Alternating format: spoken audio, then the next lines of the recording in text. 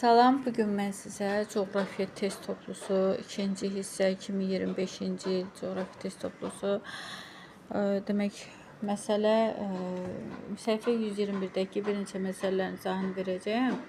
Dünya əhalisi bölməsində məsələ 1-ə baxaq. Latın Amerikasında 1990-cı ildə əhalinin sayı 450 milyon nəfər, 2010-cu ildə 585 milyon nəfər olmuşdur. Hər 1000 nəfərə görə təbii artımın orta hesabla 17 olduğu nəzərə alaraq əhalinin, yəni hər 1000 nəfərə 17 nəfər düşür. Nəzərə alaraq əhalinin sayında ümumi və təbii artım arasındakı fərqin neçə milyon nəfər olduğunu müəyyən edin. Əhalinin artımı həm təbii artım, həm də mexaniki artım hesabına olur. Təbii artım müəyyən vaxt ərzində demək doğulanların sayı ilə ölənlərin sayı arasındakı fərqin ölçüsüdür. Təbii artım və bir də mexaniki artım. Mexaniki artım, yəni miqrasiya hesabına olunan artım, ölkəyə gələnlərlə gedənlər arasındakı fərq. Dünya ölkələrinin demək əhalisi, yəni əksəriyyətində əhalisi əsasən təbii artım hesabına çoxalır.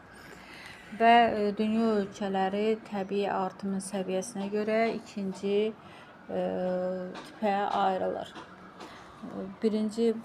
Burada xəritədə birinci və ikinci tip əhalinin təbii artım birinci tipi və əhalinin təbii artım ikinci tipi burada qeyd olunur.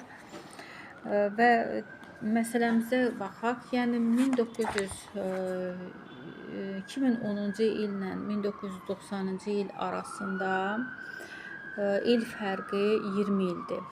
20 il ərzində 585 milyondan 450 milyon çıxanda 135 milyon nəfər edir.